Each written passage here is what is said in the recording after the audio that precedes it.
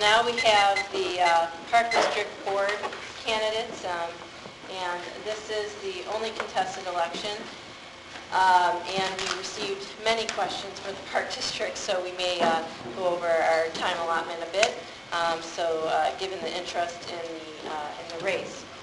I'd like to introduce the candidates. Mary Ellen Pennycook and Brad Balcaster are presently on the board, and Lynn Lacey, who is a newcomer. Thank you for coming, and Mary Ellen, if you could make your statement first, followed by Brad, and then Lynn. Do I need this, or am I loud enough? I do need it. Okay. My name is Mary Ellen Pennycook. It's green. Can you hear me? Nope. Commercial?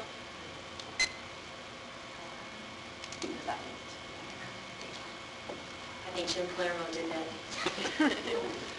My name is Mary Ellen Pennycook. I've lived in Grange for almost 25 years. It'll be 25 years in June. Married with 4 children, 2 in college at U of I, 1 in high school, 1 in grade school. I've been an avid user of the Park District since the oldest was probably about 3 or 4 years old, so quite a few years.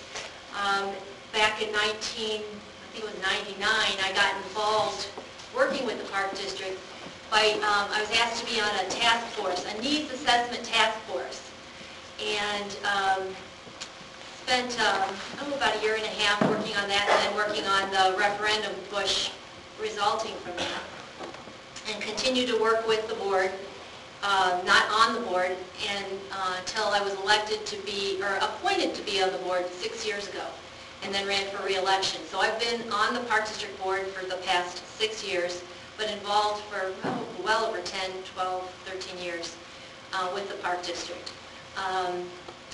I have served as Vice President and currently am the President of the Park District. I have enjoyed this for a lot of different reasons, and I think the main reason is because I feel like in the last 6 years we've really accomplished a lot. It's not like we've been stuck in neutral. That those first couple of years were the building of the rec center, and then the next several years were getting that rec center to a point where it's really profitable. And I say we, and it's kind of the royal we, because it's really the staff doing the work with the direction of the board and the assistants, and whatever part of that we have done through assisting the board or assisting the staff. And sometimes it was a lot of work. Sometimes it was marketing and actually getting down to brass knuckles when they were short-staffed helping with things.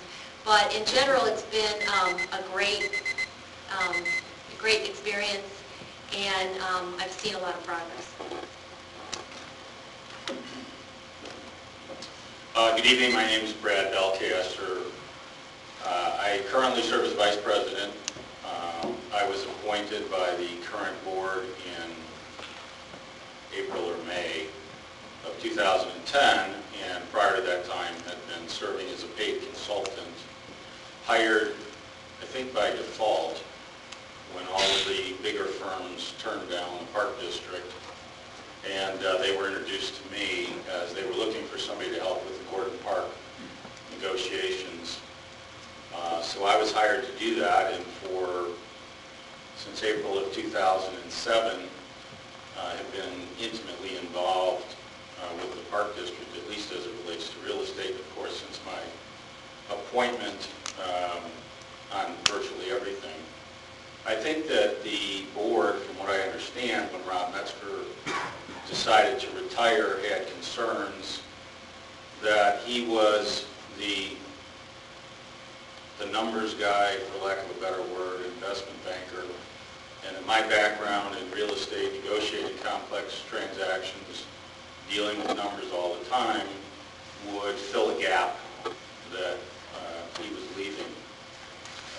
Beyond that, I don't know why I was selected from amongst 5 candidates who had put in for consideration. I grew up in the city of Chicago. My wife and I moved out here in 1990. We raised 2 kids. They're both in college. I'm not a political animal. Through my work with the Park District, I simply became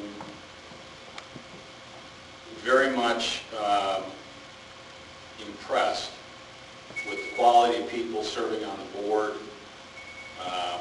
their deliberative styles, their concern for the community. And when Rob resigned, I had decided to try to be a part of that team, and that's why I put my name on it. Good evening, everyone. My name is Lynn Lacey, and as I heard earlier, I'm the new kid on the block, but I'm not. I'm also the matriarch on the block, too. And I mentioned that I have lived in the Grange over 58 years. I grew up here in the Grange. I was reared here in the Grange with my mom and dad and my sisters and brothers. And the Park District have always been a part of my life. We used to go to different parks all throughout the Grange. I have been married 39 years. I retired 40 years from the Postal Service. I have 2 children. Both of them have graduated this year. One in December from college, and the other one last week with her master's.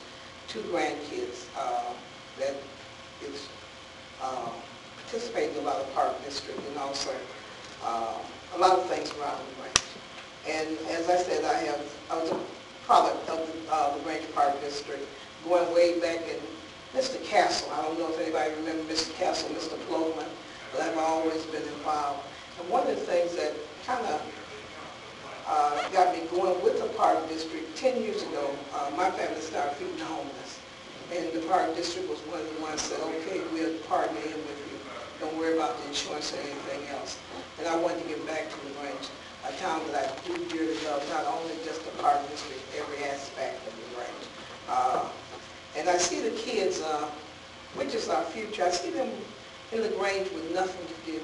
And I just feel like if they get in the Park District or have some place to go, this will help the young people. And I'm a servant. I like serving people. And so working on the Park Board, this would give me the opportunity to serve the entire LaGrange area, the young, the old, the middle-aged, everyone I get a chance to serve and help out. So this is the reason I kind of said, okay, when they call for help for different areas of the Grange, I said the Park District would be the place for me. Thank you for those comments. We'll start off with our first question.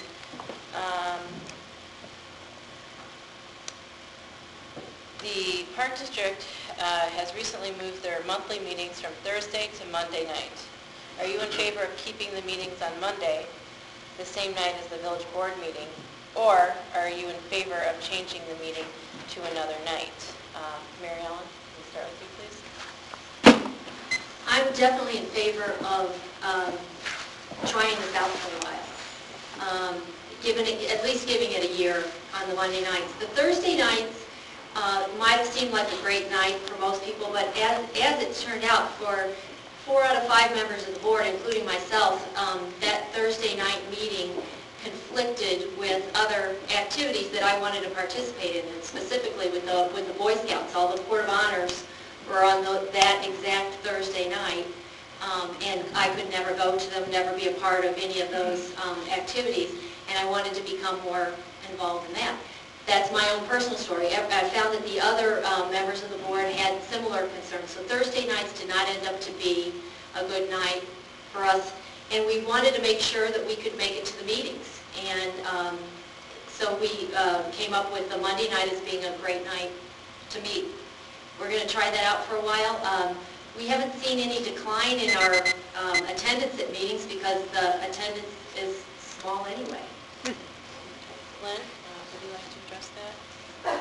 Well, when I first said I wanted to run, I know the meetings were on Thursdays, and Thursday was a perfect night for me. But me being retired, my time is my time. I can do whenever it is necessary.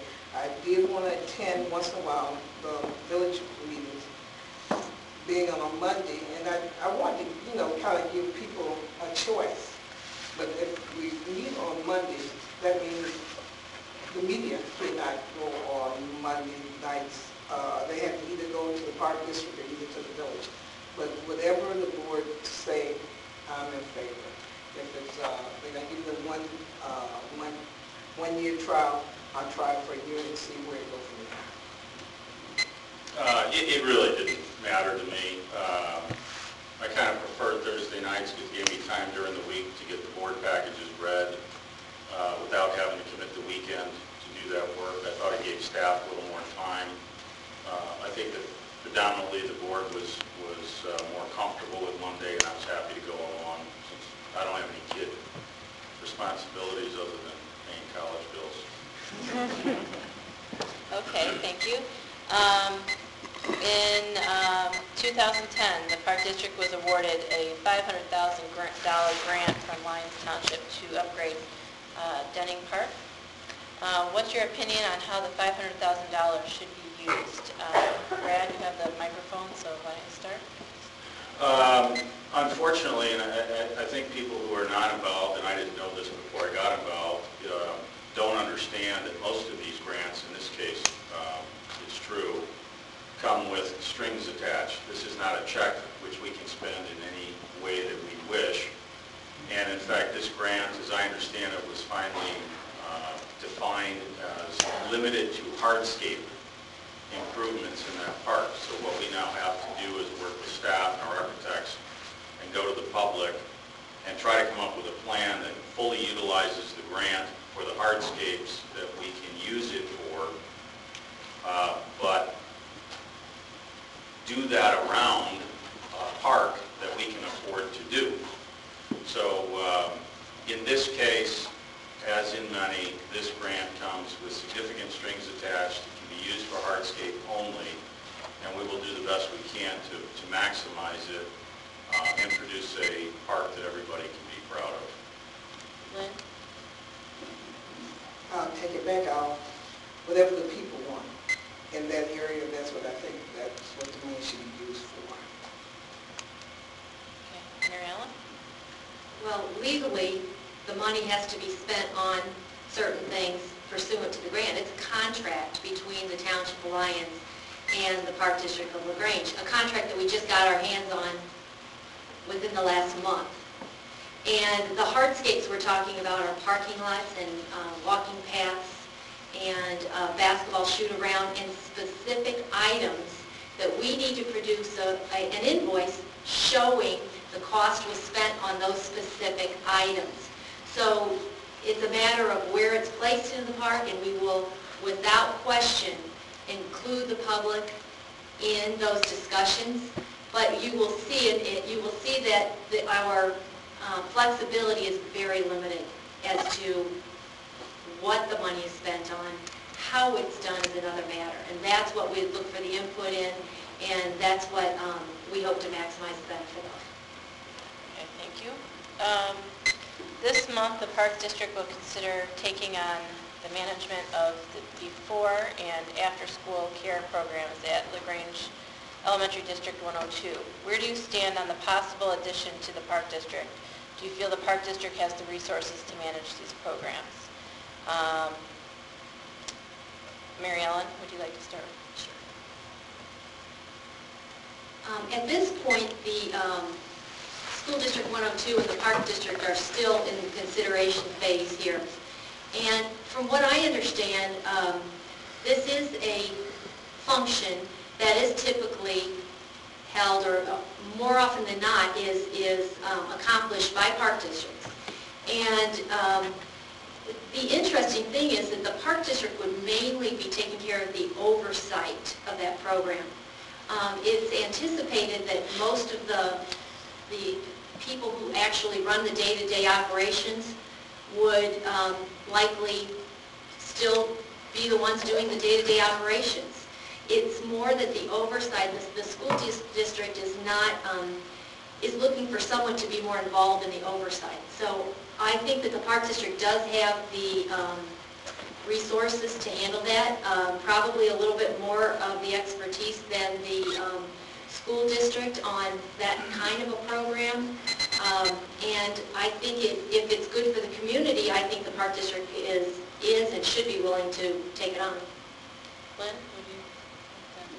I have been reading about after-school program, and I'm in agreement with Mary Ellen that I think that if the school board is going to still have the staff and everything here, I think that this Park District can have more oversight of it. Okay, Brad?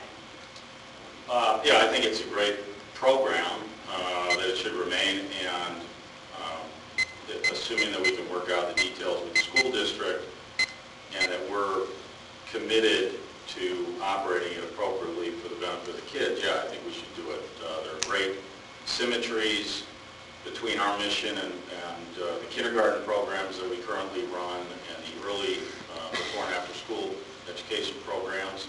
I think there are economies that we can generate. I don't know if we can reduce the cost, but we'll come close. The program is self-sustaining, so it's not a matter of Park District resources so much as it is management. And it may actually benefit because I understand Warren is having a hard time really providing oversight, which we can do to a much higher level. So I think there are great opportunities there for the Park District long term to open up a whole new consumer base for us over time and introduce the larger part of the community to what we're doing. Okay. Presently, there are 2 board members who have served on the board for 6 years that have not served as board president. Are you in favor of equally rotating the responsibilities of being board president with other members of the board? Brad, you could start. No. I think the decision to run as president is a personal one based on the time that you can commit. I felt I could commit time to act as vice president and to put somebody in a position. I work local, I'm self-employed, so I work around my clients' schedules and I have a fair amount of flexibility other than that. It's easy for me to respond, it's easy for me to run over the Park District for meetings, conference calls, etc. A person who is employed by other people or a company who has goals to attain, revenue or otherwise, doesn't have that flexibility, and causing them to run as president could be a disservice to the district, candidly. Lynn?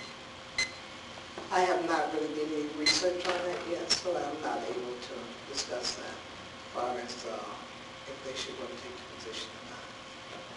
Mary Ellen? I agree with what Brad said. It is a personal decision, and it's really a function of how much time you have, because being the president does take an extra measure of time that you have to be willing and able to spend. Okay. Let's see. Do you believe it is appropriate to hold executive sessions during the monthly meeting? Mary Ellen, you have the mic. Would you like to start with that question? I'm not sure of what you mean during the monthly meeting. I think the person who submitted this question maybe was referring to, they just said holding executive sessions during your meetings. So, well, if we didn't have executive session on the same night of the meeting, it would mean another meeting night, and I don't think that that's time efficient. So I think that it's important that if there is a need for executive session, and there's not always a need, but when there is a need, having it on the same night as the meeting makes all the sense in the world. okay. I do agree with that, because you can go into one meeting, adjourn it, and go into another one, and that will, if it, time is, if the time is allowed for that and everything like that, but having to come back twice or 3 times, it really doesn't make sense. Yeah, I think it's important. Executive session is an important tool for the board to have deliberations that can have significant impact for the taxpayers, which you would not want us holding in public. Negotiations over real estate since there are times when you have to come out of executive session and take action, it would be difficult. In essence, you'd be adding a whole nother set of meetings that the public would be required to try to attend in order to see what the Park District was doing. So the fact that we have our monthly board meeting, we include executive session as necessary and do our best to inform those who are there, sometimes other than the press, that we may have an action to be taken. It gives them an opportunity to know what we're doing. And so I think it's very important that we have it on the agenda for our meetings and make sure that the public has an opportunity to know that we've taken action, if action is to be taken afterwards. Okay. Next question is, do you believe that the Park District Board still needs the rule limiting audience input to 3 minutes per meeting at the beginning of the meeting and requiring all questions to be submitted in writing? Brad, you have the mic. The 3-minute rule, allows the board to conduct business and avoid abuses. I recall one situation in the last 4 years that I have been attending board meetings where we invoked the 3-minute rule because a gentleman came in with a 5-page paper that he wanted to submit for the record and proceeded to start reading it to us as well, which of course wasn't necessary because we could all read it. And to take that time away from anybody else who wanted to speak or from the business of the board would have just been redundant. The fact of the matter is, some people have shown up for board meetings, some people running have shown up for board meetings. If you've been there, you know that on average we probably have 3 or 4 people from the press, and that's about it. So the idea that the rule inhibits the public from speaking is not true because our meetings are very poorly attended by the public. Okay. I read something about the 3-minute gag rule, and I think 3 minutes is really too short. If somebody think enough of coming to a meeting, they shouldn't be allowed to talk more than 3 minutes. I don't say dominate the meeting the whole night, but 3 minutes is not long at all for a person to be able to voice their opinion. But they are taxpayers. Well, as president, as Brad said, a couple of years ago, we did have a situation where we really needed to, we had enough people who wanted to speak that the 3-minute rule made sense. So you put this rule out there, you make it part of your policy, and I'm in favor of keeping that. But as a president, you have the prerogative to let, if you have one person in the audience and they need to say something, you could certainly give them more than 3 minutes. And that's what I have done in a number of cases since being president. It makes all the sense in the world. You just need the rules there, and you need the flexibility to override the rules when it makes sense. So, and I'm in favor of keeping it that way because I agree that residents should have a chance to say what they need to say, and I'm always interested in hearing what they need to say, and if it takes more than 3 minutes, then so be it. Do you believe the $1 million spent on defending the Park District on the Gordon Park property sale issue was taxpayer money well spent? Would you have done anything different? Or would you have done, what would you have done differently, if anything? Ellen, if you'd like to start, or Mary Ellen, I'm sorry. That's a great question. And I really wish we didn't have to spend it. I really wish that we'd never gotten in that situation. But at every step in the way, at every monthly meeting while this was going on, we sat back and we thought, do we stop it now or do we keep going?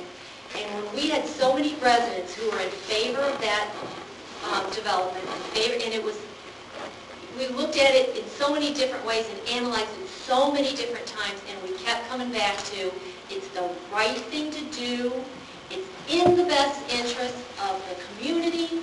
It's in the best interest of the vast majority of the people in this town, and not just this town, in the surrounding communities as well. So those are times when you have to fight for what you think is right, and we had to continue doing it. I don't regret it.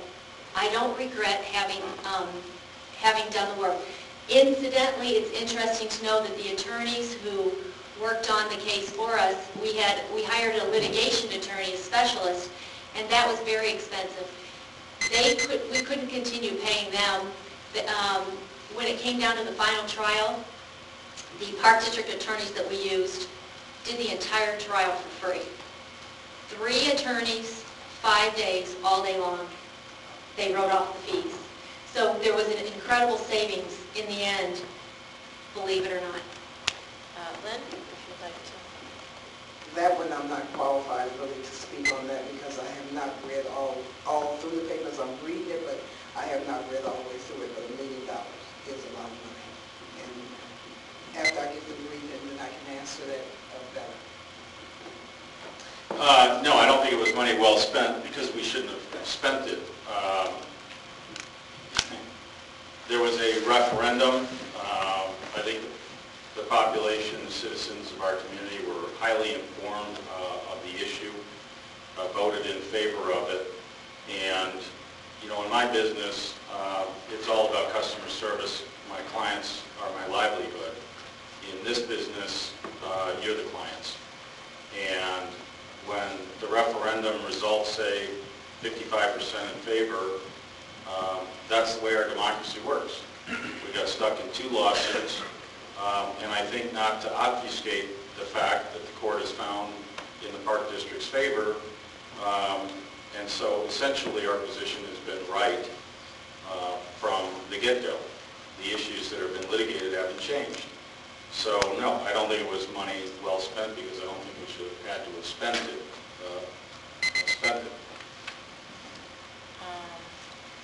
Okay.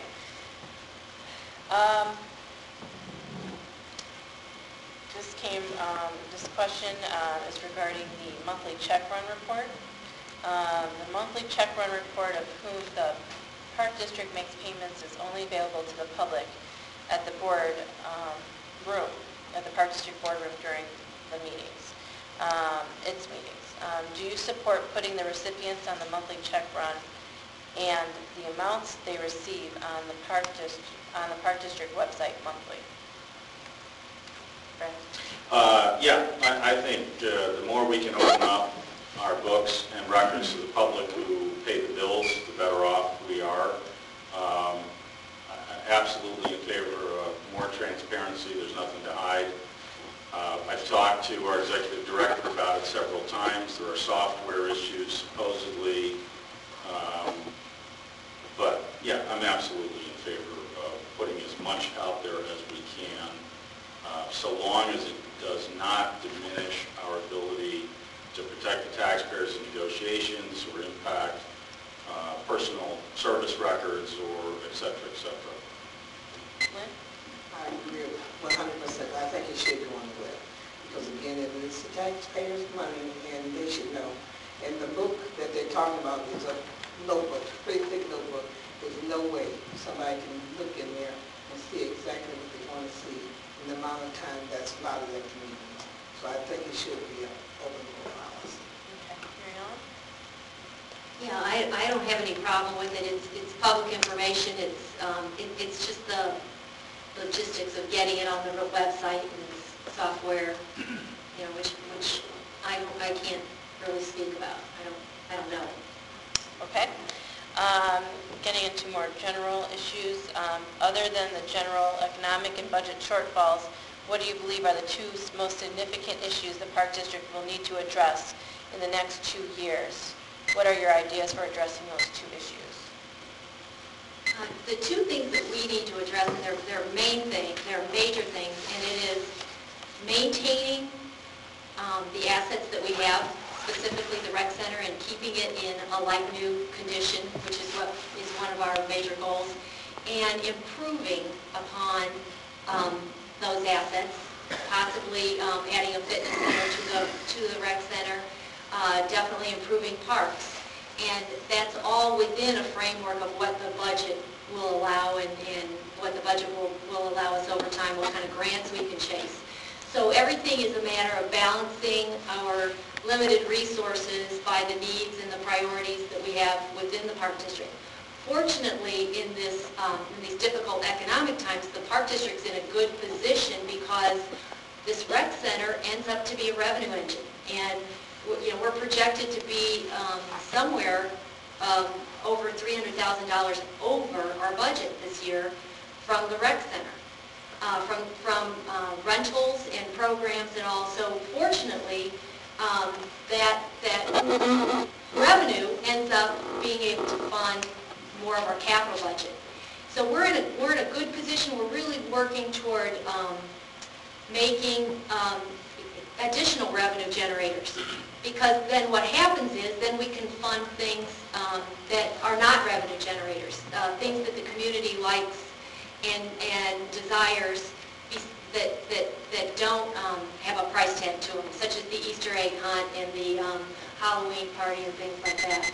Okay. Lynn? I go along with maintain.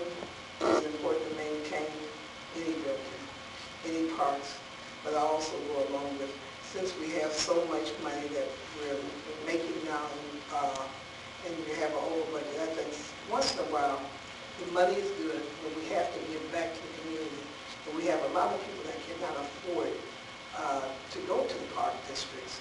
And this is why we have kids running around on the street. So I think sometimes Easter egg hunt is great, the Halloween party is great too, but sometimes maybe every quarter have open gym for every kid in our area. So they can be allowed to play basketball, be allowed to run the tracks. $5 for some people is a lot of money. And I don't care how beautiful it is, the best, we can have the best of everything, but if we don't have people to use it, it's no good to us. Lynn, before we let you go, if you could, the question, if you could give your input on the two most significant issues the Park District will need to address in the next 2 years, and what your ideas are for addressing those issues.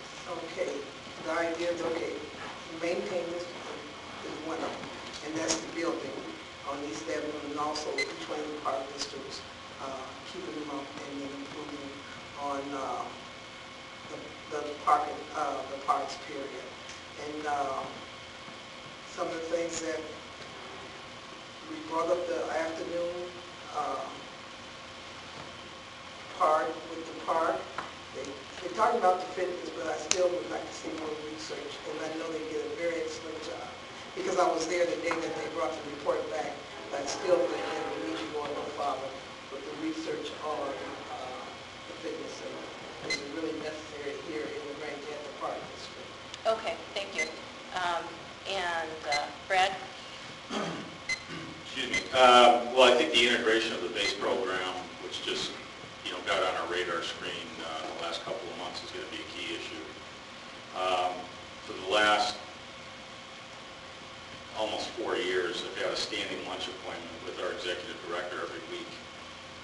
So I'm spending time with him weekly between board meetings, talking about the district, talking about personal stuff, just making sure that I know what's going on, and we have a good relationship. And I can tell you our staff is very much on top of all of the current goings-on. I think the two main issues, base again on the radar screen, Gordon Park clearly, and I think it's important with Gordon Park that people realize that selling the land is not the end, it is a means to an end.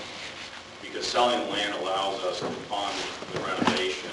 We have a grant that comes due at the end of 2012. If we don't spend the money, we can't get reimbursement. We lose $400,000. So we're dealing with time-sensitive issues there. Denning, obviously, we're going to redevelop that park, so that's a coordination issue. And then the fitness center, Lynn mentioned briefly, but I was very critical of our consultant's report. Mary Ellen put me in charge center to a much greater degree. We ran demographic analysis, financial analysis, all of which is on the web, and concluded that this could be another revenue engine, but sans a grant, there's no way for us to do it. So hopefully I've answered the question. Okay, thank 15 you. minutes? 15 more minutes? Yeah, we'll allow a few more minutes for the audience. If you'd like to ask any questions, we welcome them at this time. Any questions? Chris O'Malley? Brad, Yes. I'm curious about your pay position and how ongoing that is and how that is different from your volunteer activity on the board. And how do they overlap and how long will that go on, whatever? Well, it's not going on. I think it would be unethical, if not illegal, if I was still being paid. The last billable day I had was the day that I was told I had been selected by the board to be appointed to fill Rob Metzger's position. Of course, I haven't billed the board since then, so all of the work that I was getting $200 an hour for, I'm now providing free. And as the judge said at trial, gee, you made about $90,000 over 3 years, which if you do the math works out to about 12 and a half hours a month that I was billing over 3 years. It's cost you about $30,000 a year to serve on the board. And I said, yes, Your Honor, that's right. So I thank you for asking. I know there was some concern about that, and quite candidly, it wouldn't even have crossed my mind to bring it up because I just couldn't imagine somebody would think that I was being paid while I was serving on the board. Any other questions? Jeff? There's some percentage of the existing building that's unoccupied. Do you have any plans for that? Mary Ellen, I guess, well, go ahead. Well, the fitness center would be about 12,000 feet. We have a significant amount of parking. We lease space to the police department. They park vehicles they've confiscated there and have for quite a while. Yes, long term we have plans to, I think long term the vision would be to expand that facility and build out spaces to accommodate and consolidate our early childhood education programs and grow our kindergarten program.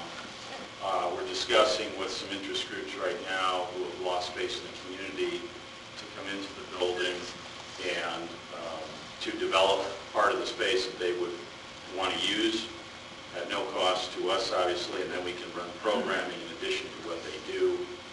So there's a myriad of potential uses, and I think where we struggle right now, we're a little handcuffed, is that we actually don't have enough programming space. So to the extent that we could do more classrooms, build out more programming space, we could enhance the revenues. And of course, any time we're enhancing the fee-for-services revenue, we're taking the burden off the taxpayers to a greater extent. Because if we had none of that, which makes up about a third of our budget, we'd like to move it to about 50%. Every year we'd have to be coming back and trying to increase taxes just to keep up with the costs as they rise. Mary Ellen, if you'd like to answer that question, and then Lynn, if you want to give your two thoughts on that as well.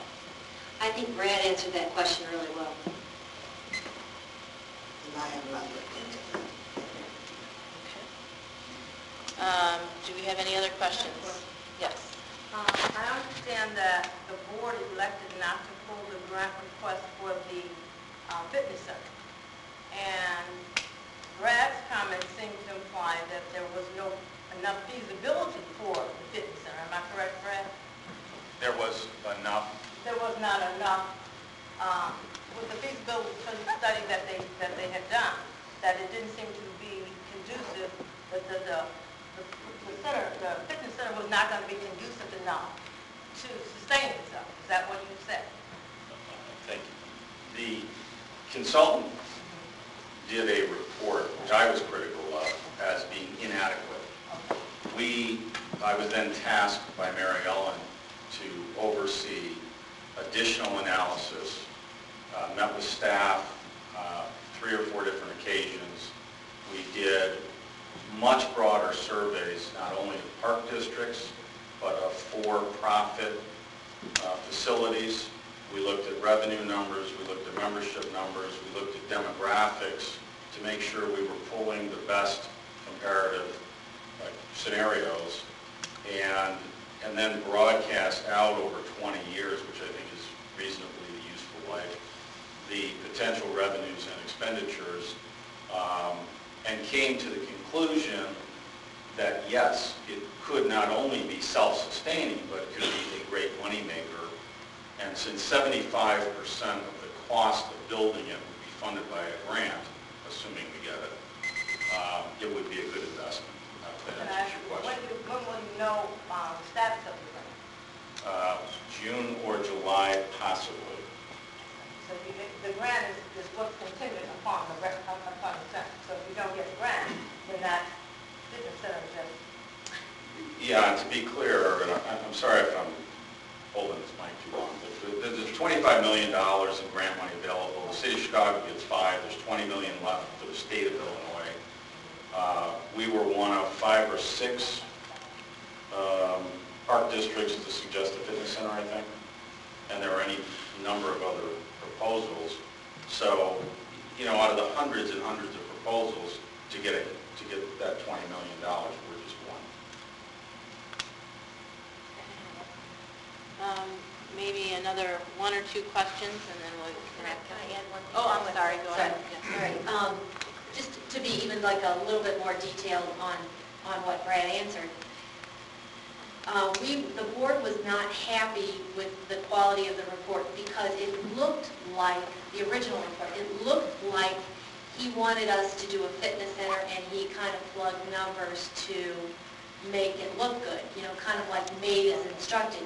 And so Brad, I believe, and he might disagree with me, I believe he took the opposite tact. I think he was looking for a reason for it not to be the right answer.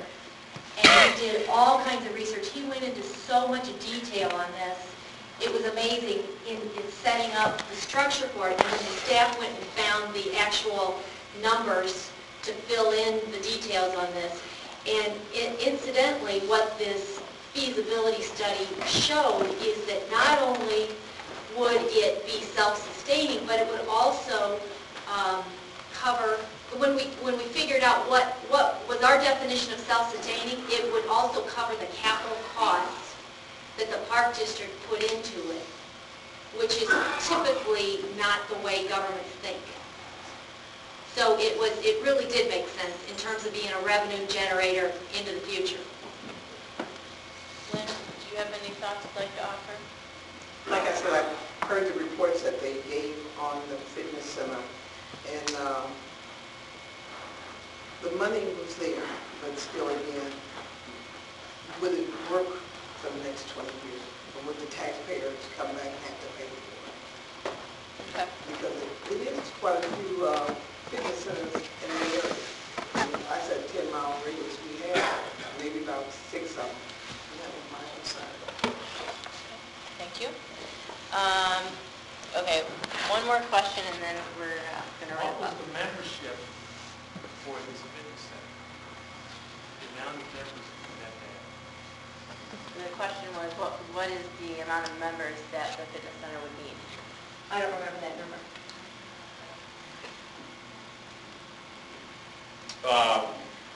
I think we came out at around 1,600 would have been break even. And, you know, Bally's was 25,000. Cardinal Fitness, which opened up on 31st Street at Wolf Road, is over 20,000. Most of the park districts captured between 4 and 6% of the population within a 2.5-mile radius of their facilities. So we did those studies with ours as well. Our population within 2.5 miles is 84,000 something according to census data. So we applied all of the ratios that we learned from all of the competitive facilities and the information we gleaned in the marketplace to Grange, and came up with what I think is the best analysis we can. We looked at both a best case and worst case scenario. And Mary Ellen is right. I hate spending your money. So I kind of went into this thinking that there's got to be a way it won't work, but was very comfortable with the recommendation that we proceed to try to get the grant, because I do think it can work and work very well. And beyond the money, not a day goes by, according to our front desk people, that they are not asked, do we have a fitness center? You know, when you look at the numbers, for us to be able to provide those services at a lower cost than most of the for-profit facilities,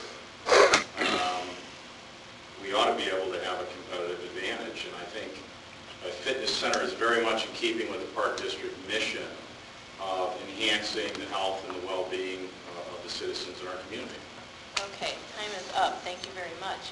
I'd like to extend if you could make your closing statements at this point. We have a minute. Each person has a minute. Given that it's 9:30, I'm going to take much less than a minute. Thanks for coming here tonight. Appreciate your being interested, and would appreciate your vote. I also would like to say thank you very much for coming out, and I would like to say thank you for even supporting me. And I will tell you, the ball is in your court. It's up to you if I'm elected or not. And if I'm elected, I will do the best I can for the people of Grange to serve you to my best knowledge. I put together a little flyer because I was not endorsed by the Citizens Council, and set it at the back. It's got some contact information, some thoughts, and if you take a minute to read it, that'd be great. I've included my phone number and email, so please reach out to me with questions, etc. I really enjoyed working with this team of people that is currently guiding the Park District. I can tell you there are knockdown, drag-out fights that occur, and some very strong opinions that are expressed, but you have a group that coalesces ultimately around a decision and can support it, and I think you're very, very well served right now with the other 4 commissioners, and if you agree, I would very much like to continue to serve. So thank you for coming on.